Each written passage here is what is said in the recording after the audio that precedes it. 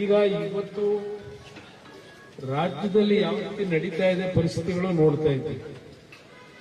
ಒಂದ್ ಕಡೆ ನಿರುದ್ಯೋಗದ ಸಮಸ್ಯೆಗಳು, ಯುವಕರಿಗೆ ಉದ್ಯೋಗ ಇಲ್ಲ.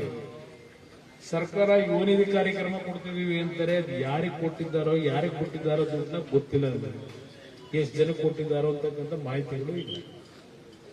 ಈಗಾಗಲೇ ನೋಡಿದೀವಿ, ಧಾರವಾಡದಲ್ಲಿ ಕಳೆದ 2-3 ದಿನದಲ್ಲಿ ಸಾವಿರಾರು ಯುವಕರು ವಿಧಾನಸೌಧಕ್ಕೆ ಮುಖ್ಯ ಆಗ್ತಕ್ಕಂಥ ಕೆಲಸ ಮಾಡ್ತೀವಿ ಅಂತ ಹೇಳಿದ್ದಾರೆ. ಸರ್ಕಾರದಲ್ಲಿ ಸುಮಾರು 2.5 ಲಕ್ಷ ಉದ್ಯೋಗ ಖಾಲಿ ಇಟ್ಕೊಂಡಿದ್ದಾರೆ. ನಮ್ಮ ಶಿಕ್ಷಣ ಇಲಾಖೆ ಒಂದರಲ್ಲೇ ಸುಮಾರು 76,000 ಉದ್ಯೋಗ ಖಾಲಿ ಇದೆ. ಟೀಚರ್ಗಳನ್ನು ಆಯ್ಕೆ ಮಾಡಬೇಕಾಗಿದೆ. 2006-07 ನಾನು ಆಕಸ್ಮಿಕವಾಗಿ ಮುಖ್ಯಮಂತ್ರಿ ಆದಾಗ ಸುಮಾರು 56,000 ಟೀಚರ್ಗಳನ್ನ, ಲೆಕ್ಚರ್ಗಳನ್ನ ನೇಮಕ ಮಾಡತಕ್ಕಂಥದ್ದು ನಾನು ಸ್ಮರಿಸ್ಕೊತೀನಿ.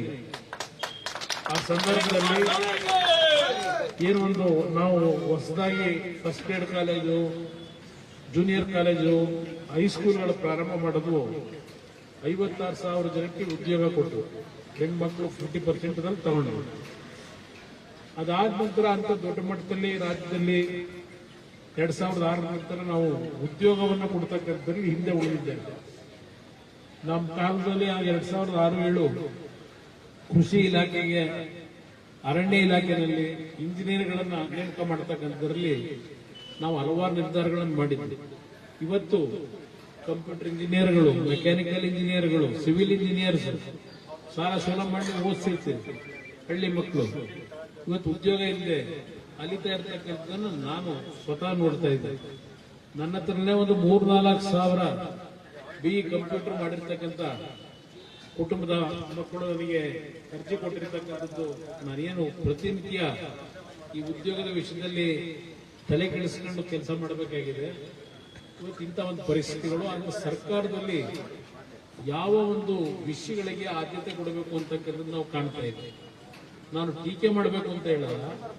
ಇವತ್ತು ನಿಮ್ಮಲ್ಲಿ ನಾನು ಮನವಿ ಮಾಡೋದು, ಜಾತಿಯ ವ್ಯಾಮೋಹವನ್ನು ಬಿಡಿ. ಮೊದಲು ನಿಮ್ಮ ಬದುಕು ಸರಿಯಾಗಬೇಕಾದ್ರೆ ಜಾತಿಯ ವ್ಯಾಮೋಹ ಬಿಟ್ಟು ಇವತ್ತು ನೀವು ಸರಿಯಾದ ರೀತಿ ನಿರ್ಣಯ ಮಾಡಿದ್ರೆ ಕರ್ನಾಟಕ ರಾಜ್ಯ ಸಂಪದ್ಭರಿತವಾದಂತಹ ರಾಜ್ಯ ಇದೆ. ನೀವೇನು ಪ್ರತಿ ದಿನ ಮನೆಗೆ ಖರೀದಿ ಮಾಡತಕ್ಕಂಥ ವಸ್ತುಗಳ ಮೇಲೆ ಟ್ಯಾಕ್ಸ್ ಕಟ್ತೀರಿ, ತೆರಿಗೆನ. ಇವತ್ತು ನಮ್ಮ ರಾಜ್ಯ ದೇಶದಲ್ಲೇ 2ನೇ ಸ್ಥಾನದಲ್ಲಿದ್ದೇವೆ ತೆರಿಗೆ ಕಟ್ಟದ್ರಲ್ಲಿ. ನಮ್ಮ ಜನ ಇವತ್ತು ಹಣದ ಕೊರತೆ ಇಲ್ಲ, ಆದರೆ ಅದನ್ನ ಯಾವ ರೀತಿ ಪ್ರಾಮಾಣಿಕವಾಗಿ, ಪಾರದರ್ಶಕವಾಗಿ ಅದನ್ನು ಖರ್ಚು ಮಾಡಬೇಕು ಅಂತಕ್ಕಂಥದ್ದು ಸರ್ಕಾರದಲ್ಲಿ ನಾವು ನೋಡ್ತಾ ಇಲ್ಲ. ಪ್ರತಿನಿತ್ಯ ನೋಡ್ತೀರಿ, ಅದು ಯಾರೋ ಗುತ್ತಿಗೆದಾರರು ಈ ಕಳೆದ 2 ವರ್ಷದಿಂದ ನಮಗೆ ಗುತ್ತಿಗೆದಾರರು ಏನು ಕೆಲಸ ಮಾಡಿದ್ದೇವೆ 32,000 ಕೋಟಿ ದುಡ್ಡು ಕೊಟ್ಟಿಲ್ಲ ಅಂತ ದಿನ ಅವರೇನು ಆಕ್ರೋಶ ವ್ಯಕ್ತಪಡಿಸ್ತಾರೆ. ನಾನು ಮುಖ್ಯಮಂತ್ರಿ ಇದ್ದಾಗ, ರೇವಣ್ಣ PWD ಮಿನಿಸ್ಟರ್ ಇದ್ದಾಗ ಪ್ರತಿ ತಿಂಗಳು 30ನೇ ತಾರೀಕು ಆ ಕೆಲಸ ಮಾಡತಕ್ಕಂಥ ಗುತ್ತಿಗೆದಾರರು ದುಡ್ಡು ಅವ್ರ ಮನೆ ಬಾಗಿಲು ಹೋಗೋದು. ಹಿಂದೆ ಹೇಳಿದ್ದು ಈಗ ಗೊತ್ತಾ ಇಲ್ಲ. ಈಗಿದ್ದೆಲ್ಲ ನಾನು ಮುಖ್ಯಮಂತ್ರಿ ಆಗಿದ್ದಾಗ ಹೇಳ್ತಾ ಇದ್ದಾರೆ.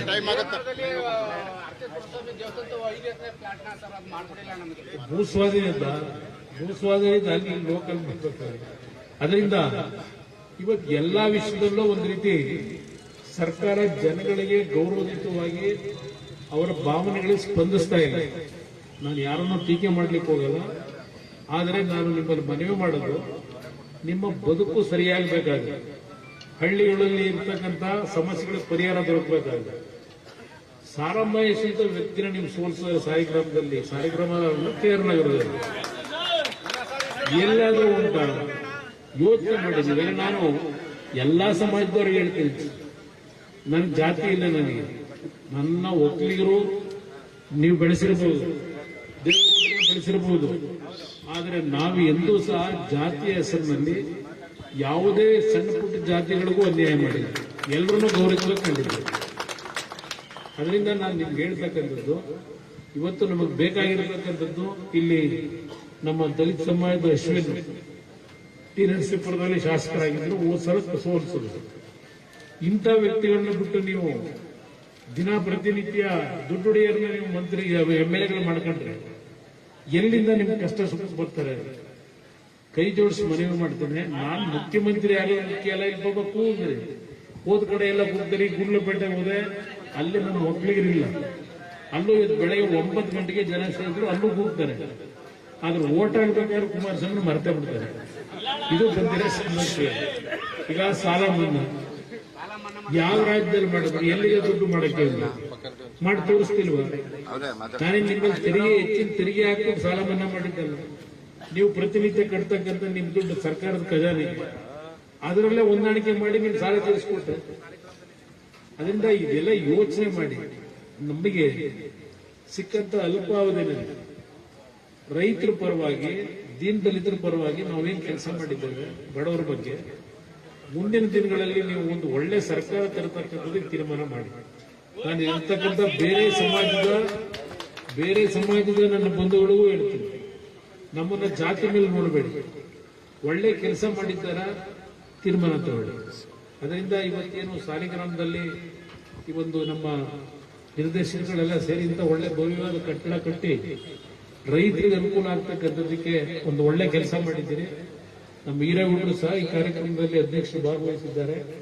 ಇವೆಲ್ಲ ಮುಂದೆ ಕೂತ್ಕೊಂಡು ಯಾವ ರೀತಿಯಲ್ಲಿ ಈ ಒಂದು ಜಿಲ್ಲೆಯ ಅಭಿವೃದ್ಧಿಗೆ ಇವತ್ತು ಸಹ ಬಗೆಹರಿಸಿದ್ದು. ಹೋದ ಬಾರಿ ಸಮಸ್ಯೆ ಆದಾಗ ನಾನೇ ನಮ್ಮ ಪಿಯೂಷ್ ಗೋಯಲ್ ಅವರು ಕೇಂದ್ರದ ಮಂತ್ರಿಗಳನ್ನ ನಿಮ್ಮನ್ನು ಕರ್ಕೊಂಡು ಒಂದು ವಿನಿಯೋಗನ ಕರೆಸ್ಕೊಂಡಿದ್ದೆ. ನಾನು ಅವತ್ತಿನ ಸಮಸ್ಯೆಗಳ ಬಗೆಹರಿಸಿಕೊಟ್ಟಿದ್ದೆ. ಈಗಲೂ ಸಹ ಖರೀದಿ ಮಾಡೋದನ್ನ ನಿಲ್ಲಿಸ್ಬಿಟ್ಟಿದ್ರು.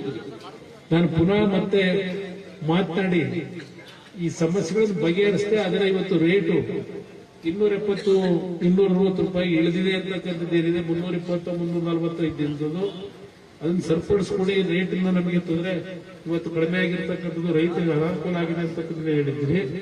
ಪಿಯೂಷ್ ಗೋಯಲ್ ಅವರು ಕೇಂದ್ರದ ಕಾಮರ್ಸ್ ಮಿನಿಸ್ಟರ್ ಏನಿದ್ದಾರೆ, ಇವತ್ತು ವಿಶ್ವದಲ್ಲಿ ಈ ಒಂದು ಅಮೆರಿಕ ದೇಶದಲ್ಲಿ ತಾರೀಫನ್ನ ನಿಗದಿ ಮಾಡತಕ್ಕಂಥ ನಿಟ್ಟಿನಲ್ಲಿ ಸ್ವಲ್ಪ ಗೊಂದಲಗಳೇನಿದೆ.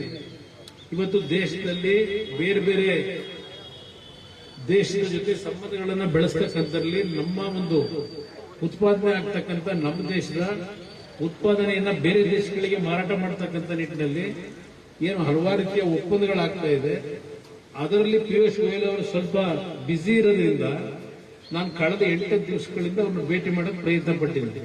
ನನಗೆ ಗೊತ್ತಿದೆ ಇವತ್ತು ನಮ್ಮ ರೈತರು ಯಾವೊಂದು ನೋವಿನಲ್ಲಿದ್ದೀರಿ, ಬೆಲೆ ಇಳಿಕೆ ಆಗಿದೆ ಅಂತೇಳಿ ಸರಿಪಡಿಸ್ಕೊಡ್ಬೇಕು ಅಂತೇಳಿ ಪ್ರಯತ್ನ ಏನ್ ಪಡ್ತಾ ಇದ್ದಾರೆ. ಇನ್ನೊಂದು 1ನೇ ತಾರೀಕು ನಾನು ಡೆಲ್ಲಿಗೆ ಹೋಗ್ತಾ ಇದ್ದೀನಿ. ಆ ಸಂದರ್ಭದಲ್ಲಿ ಚರ್ಚೆ ಮಾಡಿ ಇವತ್ತು ರೈತರಿಗಾಗಿರ್ತಕ್ಕಂಥ ಈ ಬೆಲೆ ನಷ್ಟದ ಬಗ್ಗೆ ಚರ್ಚೆ ಮಾಡಿ ಸರಿಪಡಿಸ್ಕೊಡ್ಲಿಕ್ಕೆ ಪ್ರಾಮಾಣಿಕವಾಗಿ ನಿಮ್ ಜೊತೆ ಇದ್ದೇನೆ. ಯಾಕೆಂದ್ರೆ ಹೊಗೆ ಸೊಪ್ಪನ್ನ ಬೆಳೀತಕ್ಕಂಥ ನಮ್ಮ ರೈತರ ಪರವಾಗಿ ಯಾರಾದರೂ ಕಳೆದ 30-40 ವರ್ಷದಿಂದ ಧ್ವನಿ ಎತ್ತಿ ನಿಮ್ ಪರವಾಗಿ ನಿಂತಿದ್ದು ಸನ್ಮಾನ್ಯ ದೇವೇಗೌಡರು ಒಬ್ಬರೇ, ಇನ್ಯಾರೂ ಇರಲಿಲ್ಲ. ಈಗಲೂ ದೇವೇಗೌಡರ ಕುಟುಂಬವೇ ನಮ್ಮ ರೈತರ ಪರವಾಗಿ ಧ್ವನಿ ಎತ್ತಕ್ಕಂಥದ್ದು ನಾವು ಮಾಡ್ಕೊಂಡು ಬಂದಿದ್ದೇವೆ ನಿರಂತರವಾಗಿ. ಅದರ ಬಗ್ಗೆ ಸಮಸ್ಯೆ ಬಗೆಹರಿಸಲಿಕ್ಕೆ ಪ್ರಯತ್ನ ಪಡ್ತೇನೆ. ನಿಮ್ಮೆಲ್ಲರೂ ಒಳ್ಳೇದಾಗಲಿ.